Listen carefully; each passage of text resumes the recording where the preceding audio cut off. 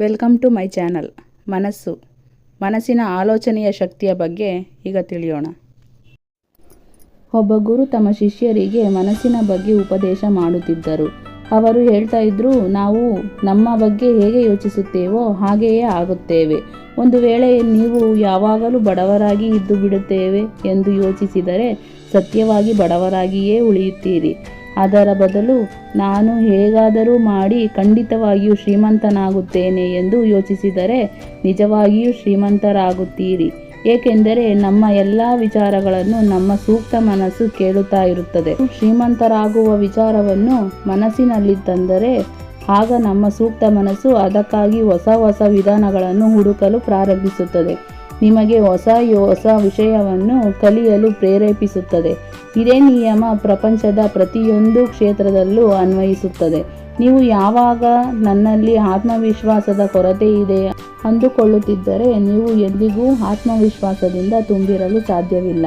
ಎಲ್ಲ ವಿಷಯಗಳು ನೀವು ಯೋಚಿಸುವುದರಿಂದಲೇ ಪ್ರಾರಂಭವಾಗೋದು. ಅದಕ್ಕಾಗಿ ಯಾವಾಗಲೂ ಧನಾತ್ಮಕವಾಗಿ ಯೋಚಿಸಿ.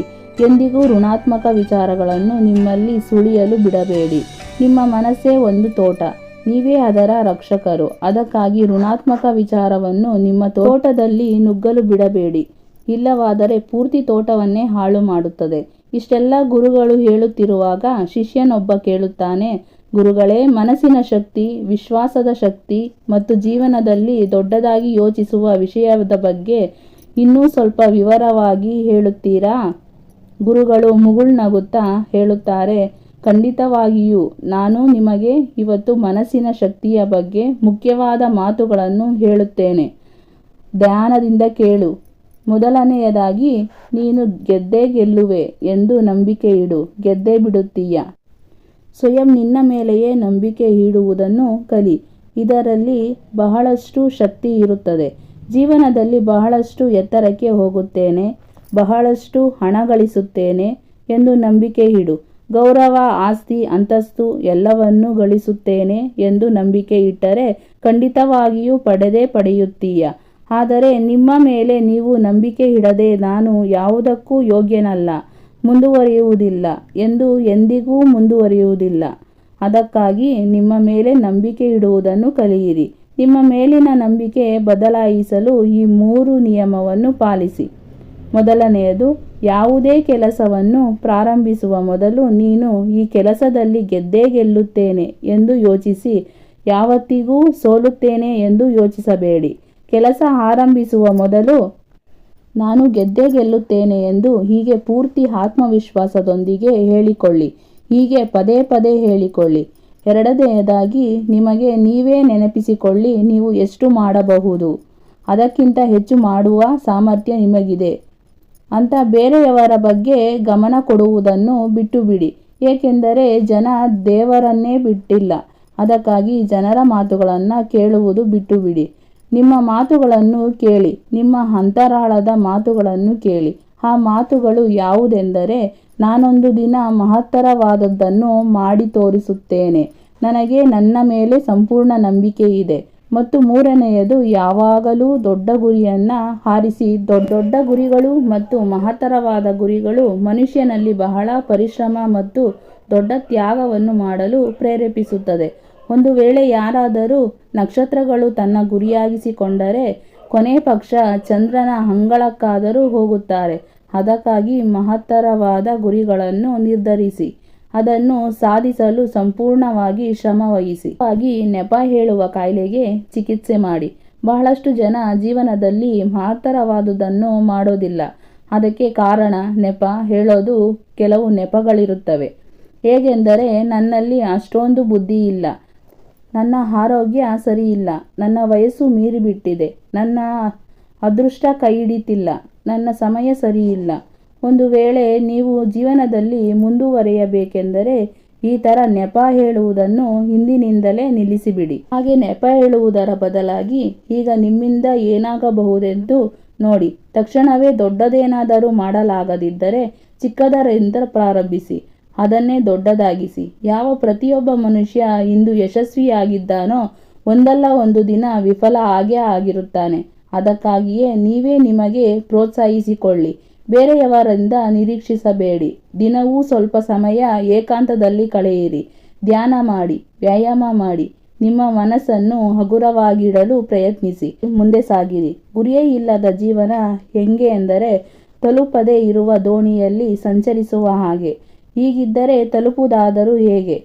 ಅದಕ್ಕಾಗಿಯೇ ಗುರಿ ನಿರ್ಧರಿಸುವ ಅಭ್ಯಾಸ ಮಾಡಿಸಿಕೊಳ್ಳಿ. ಗುರಿ ಒಂದೇ ದಿನದಾಗಿರಬಹುದು, ಒಂದು ವಾರದಾಗಿರಬಹುದು, ಒಂದು ತಿಂಗಳದಾಗಿರಬಹುದು, ಒಂದು ವರ್ಷದ್ದೇ ಆಗಿರಬಹುದು, ಅಥವಾ 10 ವರ್ಷದ್ದೇ ಆಗಿರಬಹುದು. ಹೇಗೆಂದರೆ ಈ ದಿನದ ಗುರಿ ವ್ಯಾಯಾಮ ಮಾಡೋದು ಅಥವಾ ಧ್ಯಾನ ಅಭ್ಯಾಸ ಮಾಡೋದು ಇರಬಹುದು. ಒಂದು ವಾರದ ಗುರಿ ಯಾವುದೇ ಸಣ್ಣ ಕೆಲಸ ಮುಗಿಸುವುದು ಅಥವಾ ಯಾವುದಾದರೂ ಪುಸ್ತಕ ಓದುವುದಾಗಿರಬಹುದು. ತಿಂಗಳಿನ ಗುರಿ ಯಾವುದೇ ದುರಭ್ಯಾಸಗಳು, ಧೂಮ್ರಪಾನ ಅಥವಾ ಮದ್ಯಪಾನ ಬಿಡುವುದಾಗಿರಬಹುದು. ಒಂದು ವರ್ಷದ ಗುರಿ ಯಾವುದಾದರೂ ಭಾಷೆ ಕಲಿಯೋದೋ, ಯಾವುದಾದರೂ ಪರೀಕ್ಷೆ ಪಾಸು ಮಾಡೋದೋ ಆಗಿರಬಹುದು. ಅದಕ್ಕಾಗಿಯೇ ಗುರಿ ಇಟ್ಟುಕೊಂಡು ಕೆಲಸ ಮಾಡುವ ಅಭ್ಯಾಸವನ್ನು ಬೆಳೆಸಿಕೊಳ್ಳಿ ಮತ್ತು ಸ್ವತಃ ಮುಂದೆ ಸಾಗಿರಿ.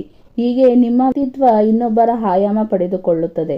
ಜೊತೆಗೆ ನಿಮಗೆ ಪ್ರತಿ ಕೆಲಸದಲ್ಲಿ ಜಯ ಸಿಕ್ಕೇ ಸಿಗುತ್ತದೆ ಮತ್ತು ನೋಡುವವರು ಕೂಡ ದಂಗಾಗಿ ಹೋಗುತ್ತಾರೆ. ಹಾಗಾದರೆ ಗುರಿಯ ಜೊತೆಗೆ ಶಿಸ್ತಿನಿಂದ ಕೂಡ ಇರಬೇಕು. ಗುರಿಯನ್ನೊಂದೇ ಇಟ್ಟುಕೊಂಡರೆ ಕೆಲಸ ಮಾಡದಂತೆ ಆಗಬಹುದು. ಕೇವಲ 15 ನಿಮಿಷ ವ್ಯಾಯಾಮ ಮಾಡಿ, ಆದರೆ ದಿನವೂ ಮಾಡಿ. ಒಂದು ದಿನ ಏನೋ 3 ತಾಸು ವ್ಯಾಯಾಮ ಮಾಡಿ 6 ತಿಂಗಳು ಮಾಯವಾಗುವ ವ್ಯಕ್ತಿಯ ಥರ ಆಗಬೇಡಿ. ಅದಕ್ಕಾಗಿಯೇ ನಿಮ್ಮ ಗುರಿಗಳ ಕಡೆ ಒಂದೊಂದು ಹೆಜ್ಜೆ ಹಾಕಿ, ಆದರೆ ದಿನವೂ ಹೆಜ್ಜೆ ಇಡಿ. ಇನ್ನೊಂದು ಮಾತು, ಯಾವಾಗಲೂ ಒಬ್ಬ ನಾಯಕನಂತೆ ಯೋಚಿಸಿ. ಯಾಕೆಂದರೆ ಒಬ್ಬ ಲೀಡರ್ ಯಾವಾಗಲೂ ದೊಡ್ಡದನ್ನೇ ಯೋಚಿಸುತ್ತಾನೆ. ಲೀಡರ್ನಲ್ಲಿ ಕೆಲವು ವಿಶೇಷತೆಗಳು ಇರುತ್ತವೆ. ಮೊದಲನೆಯದಾಗಿ ತಾಳ್ಮೆಯಿಂದ ಇರಿ. ಎರಡನೆಯದಾಗಿ ಅನ್ಯರ ನೋವನ್ನು ಅರ್ಥ ಮಾಡಿಕೊಳ್ಳಿ ಮತ್ತು ಸಹಾನುಭೂತಿಯಿಂದ ಮಾತಾಡಿ. ಮೂರನೆಯದು ಕೆಟ್ಟ ಸಂದರ್ಭಗಳಲ್ಲಿ ಬಚ್ಚಿಕೊಳ್ಳದೆ ಸಹಕರಿಸಿ. ನಾಲ್ಕನೆಯದು ಯಾವಾಗಲೂ ಮುಂದೆ ಸಾಗುವುದರ ಬಗ್ಗೆ ಆಲೋಚಿಸಿ, ಅದರ ಕಡೆ ಪೂರ್ತಿಯಾಗಿ ಪ್ರಯತ್ನ ಪಡಿ.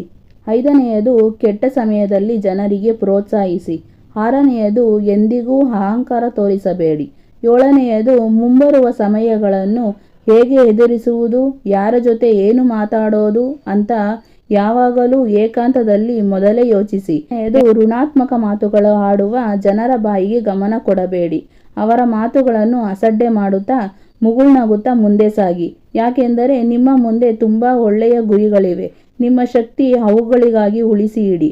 ಕೊನೆಯ ಮಾತು, ಯಾವಾಗ ಜನ ನಿಮ್ಮನ್ನು ಕೀಳಾಗಿ ನೋಡಲು ಪ್ರಾರಂಭ ಮಾಡುತ್ತಾರೋ ದೊಡ್ಡ ಆಲೋಚನೆ ಮಾಡಿ. ನಿಮ್ಮ ಮನಸ್ಸು ಇದು ಮಾಡೋಕೆ ಆಗೋಲ್ಲ ಎಂದಾಗ ದೊಡ್ಡ ಆಲೋಚನೆ ಮಾಡಿ. ಜಗಳದ ಪರಿಸ್ಥಿತಿ ಬಂದರೂ ಕೂಡ ದೊಡ್ಡ ಆಲೋಚನೆ ಮಾಡಿ. ನಾನು ಸೋತೆ ಅನಿಸಿದರೆ ದೊಡ್ಡ ಆಲೋಚನೆ ಮಾಡಿ.